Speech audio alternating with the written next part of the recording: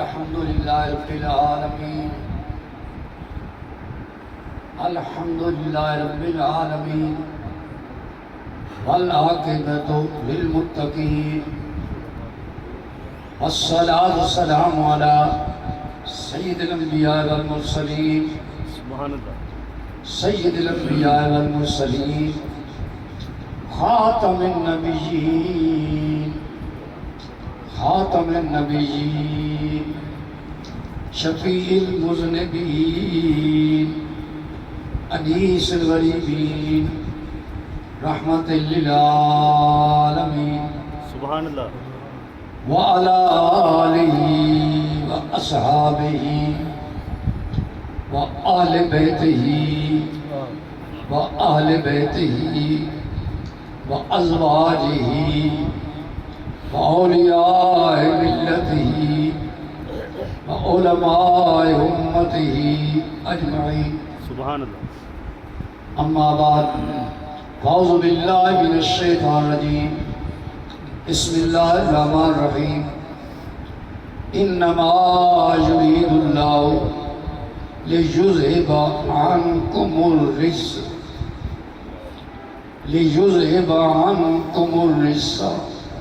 أهل البيت ويطهركم تطهيرا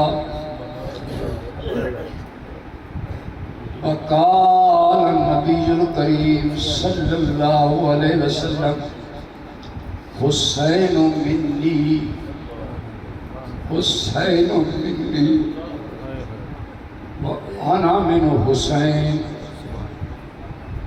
حسين مني وأنا من حسين إن الله وملائكته يصلون على النبي يا أيها الذين آمنوا صلوا عليه وسلموا تسليما السلام عليك يا سيدي يا رسول الله وعلى آلك يا سيدي يا حبيب الله السلام عليك يا سيدي يا رحمة للعالمين وعلى آلك يا سيدي يا محو رب العالمين اللہ تعالیٰ جل شانہ و اما نوالہ و عز قرآن کے حمد و ثنا حضور سرور کائنات فخر موجودات رحمت دو عالم شفیع معظم حضور نبی اکرم صلی اللہ تعالی وسلم کی ذات پر بے حد دوسروں کے بعد میرے اور آپ سب کے واجب الاحترام قابل ست اکرام عزت معاب عالی جناب بدر طریقت آفتاب شریعت نیر علم و حکمت فخر السادات حضور قبلہ پیشریت اشتیاق کا مسئلہ صدر محفل سادات اعظام محبت و عقیدت کے حاضرین و سامعین السلام علیکم ورحمۃ اللہ۔ اس سے پہلے کہ میں اپنے گزارشات آپ کی سماعتوں کے حوالے کروں چھوٹی سی بات عرض کرتے جاؤں۔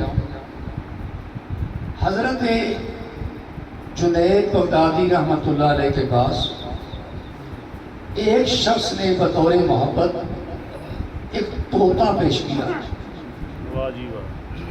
آپ نے اس کو قبول فرمایا، غلام سے فرمایا کہ اس کو پنجرے میں بند کر دو۔ غلام پنجرہ لے آیا، طوطے کو بند کیا، طوطا چند دن پنجرے میں رہا، زبان ہاتھ سے کہنے لگا اے ولی کامل، اے ہزاروں مریدوں کے پیر، آپ تو آزادانہ طور پر اپنے مریدوں سے، دوستوں سے، متعلقین سے آزاد پھرتے ہیں، مجھے آپ نے بند کیا ہوا ہے، مجھے آپ نے بند کیا ہوا ہے۔ حضرت کو بات بڑی پسند آئی، آیا پنجرے کا دروازہ کھول دو۔ طوطا اڑ کے چلا گیا، جب آپ کا انتقال ہوا، آپ معمولی شخصیت نہیں ہے، جس ذات نے منبر بغداد پہ یہ فرمایا قدم حاضری علی رکبت کل ولیلہ، ان کے پیروں میں آپ کا شمار ہے۔ سبحان اللہ۔ تو ظاہر ہے کہ آپ کتنا اللہ اللہ کرتے ہوں گے، کس قدر وظائف پڑھتے ہوں گے۔ آپ سے پوچھا گیا حضور اللہ کی بارگاہ میں پہنچے کیا معاملہ ہوا؟ آپ نے فرمایا اللہ نے میری بخشش فرما دی۔ سبحان اللہ۔ اس نے عرض کیا سرکار کس عمل کی بدولت؟ سائل کا مقصد یہ تھا کہ آپ اس زندگی پر تہجد پڑھنے والے، اللہ اللہ کرنے والے، چلو وہ عمل پوچھیں ہم بھی کریں، اللہ ہمارا ہی بیڑا پار کر دے۔ سبحان اللہ۔ عرض کیا سرکار کس عمل کی بدولت؟ آپ نے فرمایا میں نے طوطے کو آزاد کیا، رب نے فرمایا تو نے میری مخلوق کو آزاد کیا، میں نے تجھے آزاد کیا۔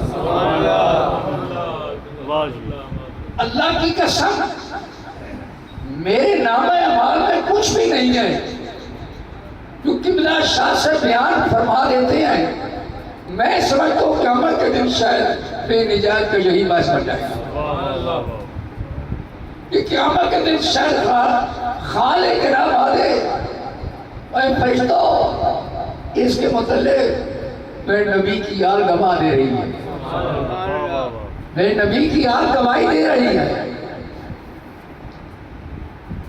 انما یرید اللہ لیذھب عنکم الرجس، انما کا جو کلمہ ہے یہ حسر کا ہے۔ حسر کا مطلب ہے قبلہ شاہ سے فرماتے ہیں باہر سے کوئی بندہ بلاؤ، اب جو بھی بلاؤ کوئی بات نہیں، فرماتے نہیں طاہر صاحب کو بلاؤ، اب مخصوص ہو گئے کہ طاہر صاحب ہی کو بلانا ہے۔ انما کا کلمہ حسر ہے، اللہ ماتا اس کے علاوہ کوئی بات نہیں۔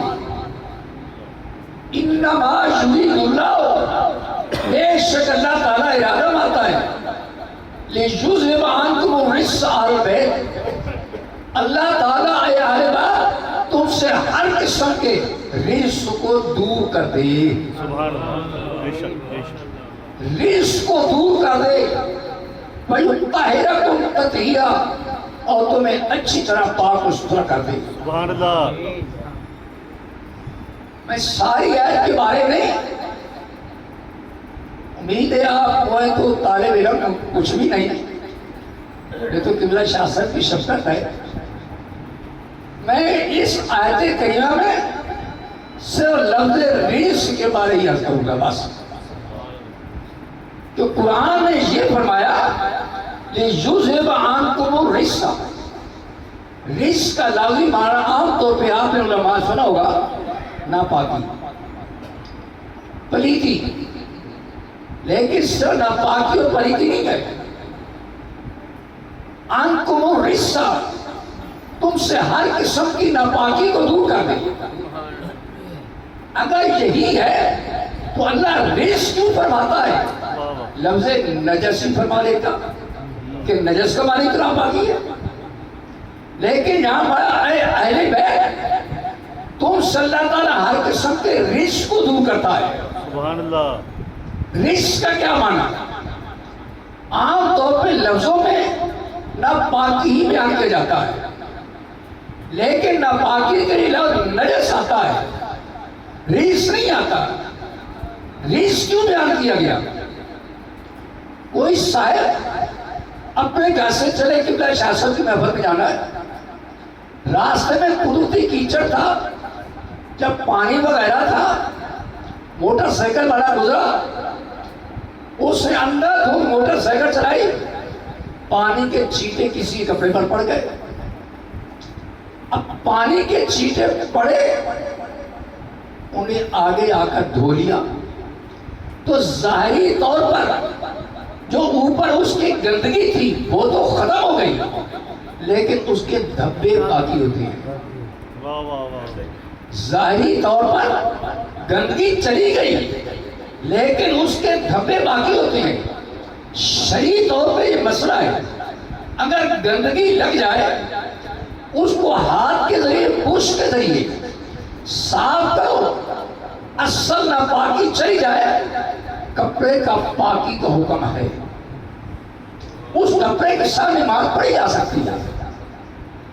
اب یہ بتاؤ کہ جب کپڑا پاک ہو گیا تو اب اس دھبے کو رچ کیوں کہتے ہیں؟ اہل بیت تمہارا ایک معیار ہے، تمہارا ایک مقام ہے، عام لوگوں سے نجس دور ہو جائے، کپڑا پاک ہو جاتا ہے، تم تب پاک ہو گے جب رجس بھی دور ہو جائے گا، کہ تم سے اللہ تعالیٰ اس دھبے کو باقی نہیں رہنے دے گا۔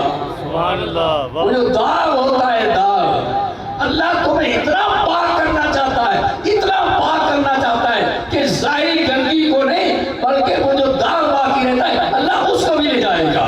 نعرہ تکبیر، نعرہ رسالت، نعرہ حیدری، نعرہ تحقیق، نعرہ غوثیہ۔ اہل بیت اللہ یہ چاہتا ہے کہ تم سے ظاہری گندگی کو دور نہ کرے بلکہ ظاہری کے ساتھ ساتھ اس دھبے کو بھی دور کر دے، اس داغ کو بھی دور کر دے، اس سے کہ تمہارا معیار بڑا اعلیٰ ہے، تمہارا مقام بڑا اعلیٰ ہے۔ یہی تو وجہ ہے کہ جب رب ہو کے فرمائے کہ اہل بیت میں نے تمہیں ہر لحاظ سے پاک کر دیا ہے، ہر لحاظ سے پاک کر لیا۔ اگلی بات بتاؤں، قرآن کی یہ آیت جس رکوع میں ہے اس کے اندر جب 75 پاک قرآن نہیں بلکہ نبی پاک کی ازواج پاک بھی ہے، سبحان اللہ، نبی پاک کی ازواج پاک بھی ہیں اور میرے آقا اسلام کی چاروں صاحبزادیاں بھی ہیں۔ سبحان اللہ، تو فرمایا اے اہل بیت نبی پاک کی ازواج پاک ہو، میرے آقا کی چاروں صاحبزادیاں ہوں، 75 پاک ہو۔ اللہ نے ہر قسم کے اہل بیت کو ہر قسم کے داغوں سے دور کر دیا۔ سبحان اللہ، جب اللہ فرمایا میں نے پاک کر دیا ہے وہ کتنے پاک ہو چکے ہوں گے۔ بے شک بے شک بے شک، آپ جانتے ہیں، اچھی طرح جانتے ہیں، شاہ صاحب کی اجازت سے کہوں گا کہ دھوپ اور چھایا اکٹھے نہیں ہو سکتے، روشنی اور اندھیرا اکٹھے نہیں ہو سکتے، دن اور رات اکٹھے نہیں ہو سکتے، حق اور باطل اکٹھے نہیں ہو سکتے، سچ اور جھوٹ اکٹھے نہیں ہو سکتے۔ تو جو آلے بیت وہ علی المرتضیٰ ہو، وہ خاتون جنت ہو، وہ امام حسن حسین ہو، یا اہل بیت کا کوئی فرد ہو، اللہ کی قسم وہ تو پاک ہی پاک ہے، وہ ناپاکوں کے ساتھ جمع نہیں ہو سکتا ہے۔ سبحان اللہ، واہ واہ واہ، ناپاکوں کے ساتھ جمع نہیں ہو سکتا، ناپاکوں کے ساتھ ہائے ہائے، وہ پاک ہی پاک ہے، وہ تو اللہ نے پاک کر دیا ہے۔ جیسے جھوٹ اور سچ اکٹھے نہیں ہو سکتے، حق اور باطل اکٹھے نہیں ہو سکتے، دن اور رات اکٹھے، کہ جس علی کے بارے خود خدا نبی فرمائے الحق مع علی و علی مع الحق، حق علی کے ساتھ ہے، علی حق کے ساتھ ہے۔ علی کو خدا بھی فرمائے میں نے حق کردہ سے پاک کر دیا، مصطفیٰ بھی فرمائے علی حق بن کے آیا، پھر علی غلط کے ساتھ جمع کیسے ہو سکتا ہے؟ واہ واہ واہ، بے شک بے شک، علی غلط کے ساتھ جمع کیسے ہو سکتا ہے؟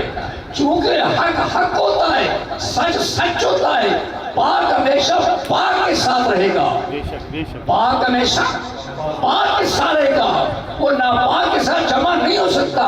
تو نتیجہ یہ نکلا جو علی مرتضیٰ اتنا پاک ہے، اللہ کی قسم فاروق اعظم پاک نہ ہوتا تو میرا علی بیٹی نہ دیتا اس کو۔ سبحان اللہ، کیسی گل ہے، اگر فاروق اعظم پاک نہ ہوتا تو میرا علی اس کو بیٹی نہ دیتا، واہ واہ واہ، کیونکہ علی حق ہے، علی پاک ہے، پاک پاک کے ساتھ رہتا ہے، پاک کا پاک کے ساتھ جمع نہیں ہو سکتا۔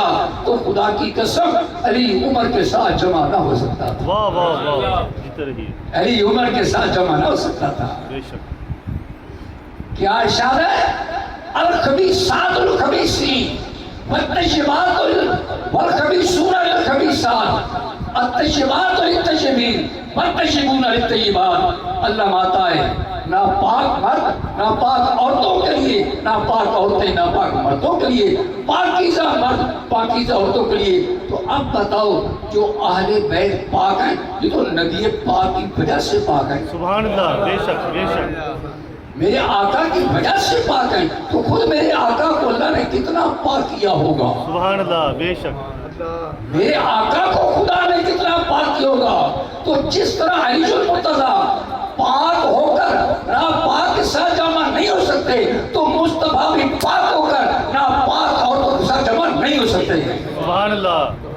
مصطفیٰ ایسے پاک ہیں کہ پاک ہو کر ناپاک خواتین کے ساتھ جمع نہیں ہو سکتے. بے شک. معلوم ہوتا ہے عائشہ صدیقہ بھی پاک ہیں، خدیجہ تو کبریٰ پاک ہیں، میرے آقا کی تمام ازواج پاک پاک ہی پاک ہیں. سبحان اللہ. بے شک بے شک. وہ اتنے پاک ہیں کہ الحمدللہ ہم ان کی پاکیزگی کو بیان نہیں کر سکتے. بے شک بے شک. اتنے پاک ہیں کہ جب یہ قافلہ کربلا سے چلتا ہے امام حسین علی مقام کا سر اڈا لے کے چلتے ہیں، راستے کے اندر ہیران بستی آتی ہے اور دیکھو تو صحیح کتنے پاک ہیں، کتنے پاک ہیں. ہیران بستی کا مالک یہودی یحییٰ اس کا نام ہے، اپنے مکان کی سیکنڈ سٹوری پہ بیٹھا ہے. واہ واہ واہ. وہ دیکھتا ہے کہ قافلہ آتا ہے، قافلے میں ایک نیزے پر سر اٹھایا ہوا ہے. وہ یہ کہے سر کیوں اٹھایا گیا؟ اللہ اکبر. سر کیوں اٹھایا گیا؟ اس لیے کہ اگر عمر سازے گئے کہ زین العابدین تیرے باپ کا سر کچلا گیا تو امام زین العابدین کہیں سر تیرا کچلا گیا، میرے باپ کا سر تو بلند نظر آتا. میرے باپ کا سر تو بلند نظر آتا. سبحان اللہ. وہ تو سب سے اونچا نظر آتا ہے. بے شک بے شک بے شک. سب سے اونچا نظر آتا ہے. کیا بات. سر تو تیرا ہی کچلا گیا ہے، میرے باپ کا سر تو سب سے اونچا نظر آتا ہے. اور دوسری بات یہ بھی کہہ دوں، ان لوگوں کے دلوں میں اللہ کی طرف سے یہ بات ڈالی گئی کہ 72 جانے ساتھ شہید ہوئے، کسی اور کا سر نہیں نیزے پہ اٹھایا گیا. امام حسین کے کیوں اٹھایا گیا؟ رب کو علم تھا کچھ وقت آئے گا کہ کلمہ بھی پڑھیں گے، نماز بھی پڑھیں گے، روزہ بھی رکھیں گے، تبلیغ بھی کریں گے اور کہیں گے معاذ اللہ یہی حق پہ تھا، حسین باغی تھا. خالق کائنات نے سر نیزے پہ اٹھا کے لوگوں کو بتا دیا کہ اللہ کی قسم حسین باغی نہیں بلکہ شہید اعظم ہے، اس لیے کہ شہید کا سر قرآن پہ پڑتا ہے، باغیوں کا سر نیزے پہ قرآن نہیں پڑتا ہے. بے شک بے شک بے شک. حسین شہید ہے.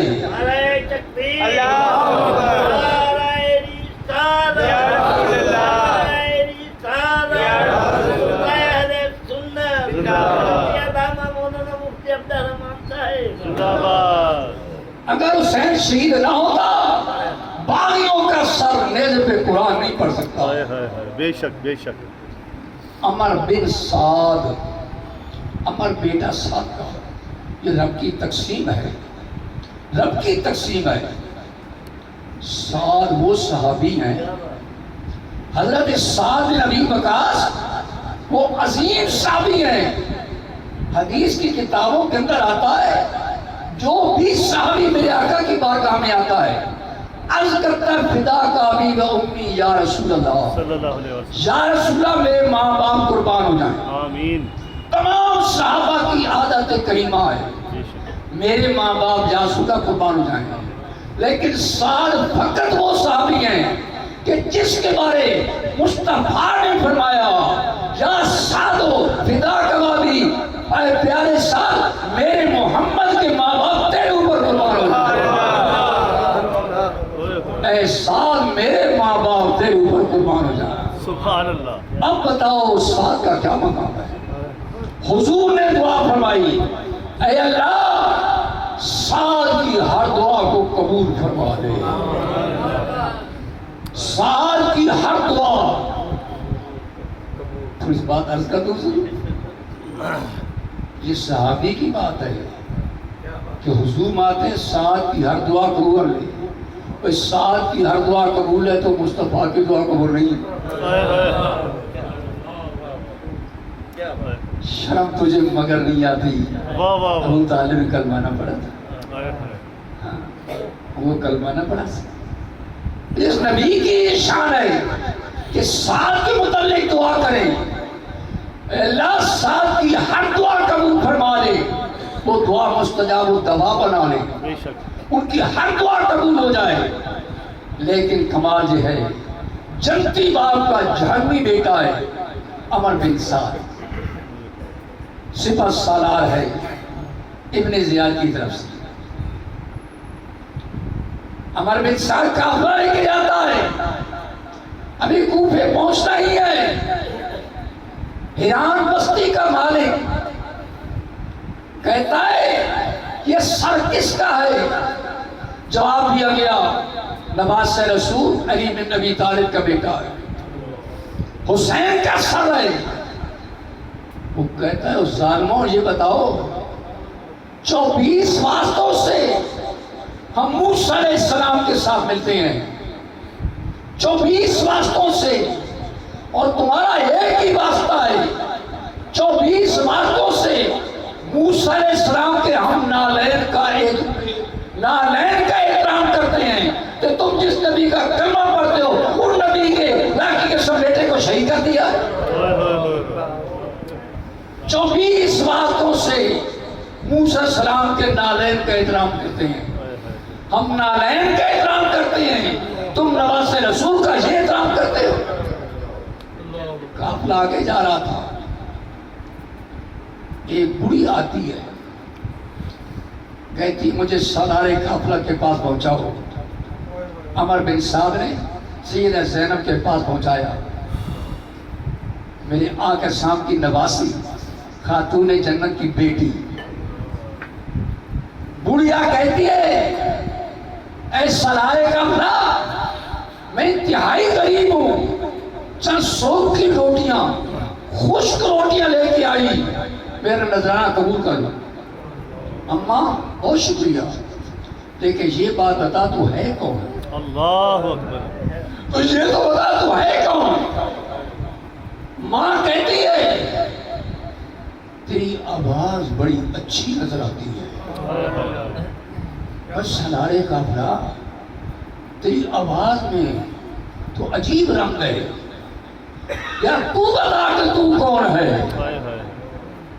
سیدہ زینب کہتی اماں میں بتاؤں گی پہلے تو بتا کون ہے. کہتی ہے سالار قافلہ میں مخدومہ کائنات خاتون جنت کی گھر کے کام کیا کرتی تھی. برتن دھویا کرتی تھی, کپڑے دھویا کرتی تھی, آٹا گوندا کرتی تھی. ان کی ایک شہزادی تھی اس کا نام زینب تھا. میں زینب کو اپنی گود میں کھلایا کرتی تھی. میں زینب کو گود میں کھلایا کرتی تھی. میں نے دعا مانگی تھی مولا جب تک زینب کی مجھے زیارت ہو جائے میری جان کو قبض نہ کرنا, میری روح نہ نکالنا. اے سالار قافلہ تم کون ہو؟ سالار قافلہ نے کہا زینب میرا ہی تو نام ہے. زینب میرا ہی تو نام ہے. باہوں میں وہاں لے کر بازو میں لے کر سینے سے لگایا تھا ماں کا انتقال ہو جاتا, بڑھیا کا انتقال ہو جاتا ہے. قافلہ آگے چلتا ہے. شام کی طرف جا رہا تھا. قافلہ یکدم رک جاتا ہے. عمر بن سارے کا قافلہ کیوں رک گیا؟ کوئی سمجھ نہیں آتی کیوں رک گیا. حسین کیوں رک گیا؟ پیچھے دیکھا تو سیدہ سکینہ منہ سے نیچے آ چکی ہیں اور کہتے ہیں ابا جان ابا جان ابا جان. اے ابا جان مجھے سنبھال لیجیے، ابا جان مجھے سنبھال لیجیے۔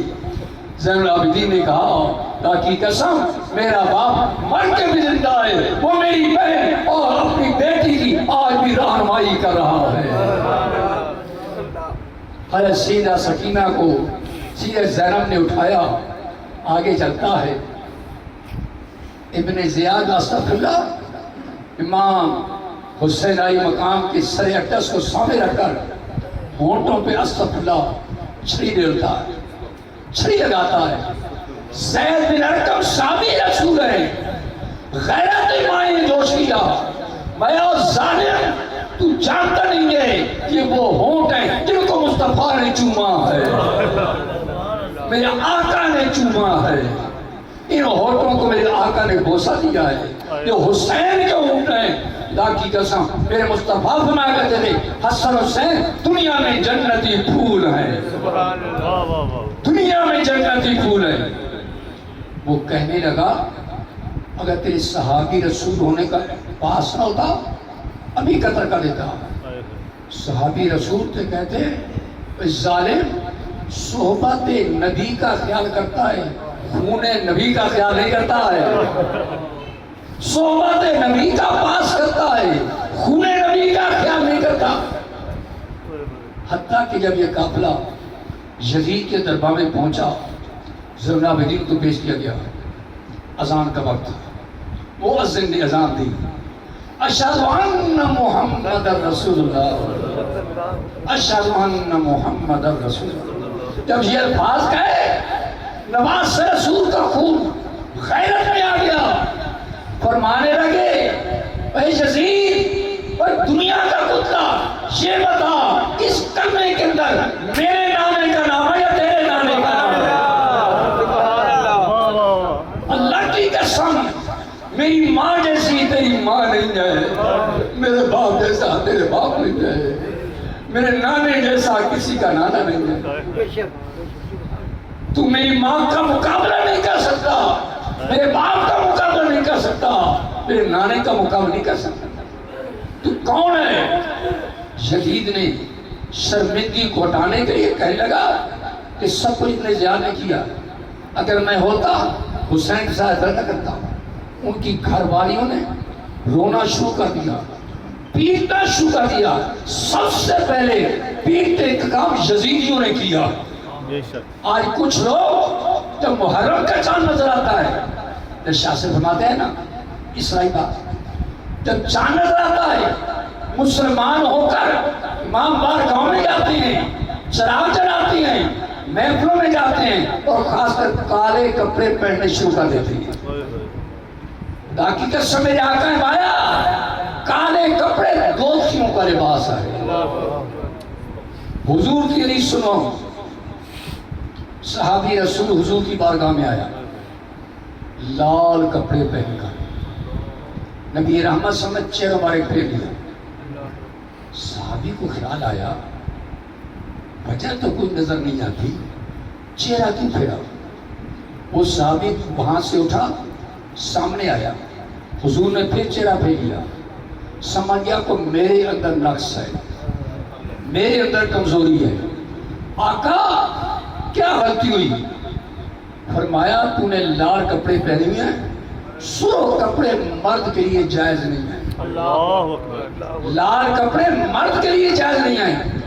اچھا آقا اجازت ہو میں گھر جاتا ہوں۔ صحابی گھر جاتے ہیں، جوڑا تبدیل کیا، اس کو چولہے میں جلا دیا، چولہے میں جلا دیا، نئے کپڑے پہن کے آئے، دعا سلام لی۔ نبی رحمت نے فرمایا وہ جوڑا کہاں گیا؟ آقا میں نے جلا دیا۔ فرمایا اللہ کے نیک بندے جلانے کی کیا ضرورت تھی؟ لال کپڑے مرد کو بنائیں، عورتوں کے لیے استعمال ہو سکتے تھے، عورت کے لیے تو جائز ہیں۔ عرض کی آقا جو آپ نہیں چاہتے ہم اس کو دیکھنا بھی گوارا نہیں کرتے، جو آپ نہیں چاہتے ہم اس کو دیکھنا بھی گوارا نہیں کرتے۔ جب حضور نے منع کر دیا کہ کالے کپڑے پہننا مسلمان کے لیے زیب نہیں دیتا، آج اچھے بڑے لوگ نظر آتے ہیں کالے جوڑے بنا دیتے ہیں، کالے رنگ کے کپڑے پہننا اپنے لیے ویسے بہت دے گا. اے دوست سفید کپڑے پا سفید کپڑے پا تاکہ اللہ بھی راضی ہو جائے اس کا نبی بھی راضی ہو جائے.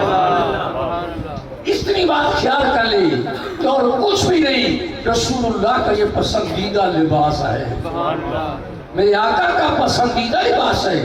حضور کی شفقت ہے کہ اور قسم کے کپڑوں کو بھی استعمال فرمایا ہے، اور قسم کے رنگ کے کپڑوں کو استعمال پایا، لیکن سفید لباس اس لیے بھی پسندیدہ ہے کہ اس میں تھوڑا سا داغ ہو جلدی نظر آتا ہے. سفید ہو تو جلدی نظر آتا ہے، اور سفید کپڑے پا تاکہ تیری پاکیزگی میں اضافہ ہوتا رہے، تیری پاکیزگی میں اضافہ ہوتے رہے، کیونکہ رسول اللہ کی جو بھی بات ہے اس کے اندر بے شمار حکمتیں. آج لوگ کالے کپڑے پہننے کو اور کئی چھوٹا سا کڑا پہننے کو معلوم نہیں، جو نئی بات آ جائے اس کو تو پک اپ کرتے ہیں. اے رسول اللہ کی سنت کو ہی پک اپ کر لو، رسول اللہ کی سنت کو ہی پک اپ کر لو. انداز نئے نئے انداز سے حجامتیں بنائی جا رہی ہیں، سر کے بال منڈائے جا رہے ہیں نئے نئے طریقے سے. جو نیا طریقہ آتا ہے نوجوان اس کو قبول کرتا ہے، اور پرانے طریق سنت مصطفیٰ کو بھی قبول کرتا ہے. میرے آقا کی سنت کو بھی قبول لے.